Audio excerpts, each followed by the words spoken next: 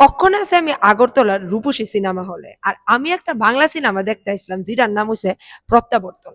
তো বাংলা সিনেমাটা দেখে আমার খুবই ভালো লাগছে, এটা একটা ফ্যামিলি মুভি, সবাই দেখুন দরকার।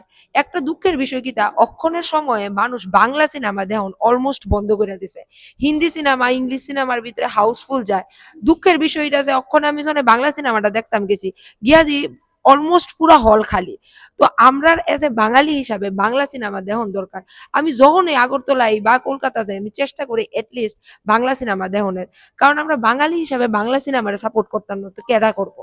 আর তোমরা সবাই লাগে একটা গুড নিউজ, রূপসী সিনেমা হলের ম্যানেজমেন্টের কথা কয়ে আমি জানতে পারছি প্রত্যাবর্তন মুভি তোমরা যদি একটা টিকিট কিনো লগে আরেকটা টিকিট ফ্রি। রূপসী সিনেমা হলের এটা একটা ছোট্ট উদ্যোগ বাংলা সিনেমারে আগে বাড়ানোর লেগা। তো আমরা এইভাবে বাংলা সিনেমারে সাপোর্ট করন দরকার, আর বাংলা ইন্ডাস্ট্রিরও সাপোর্ট করন দরকার।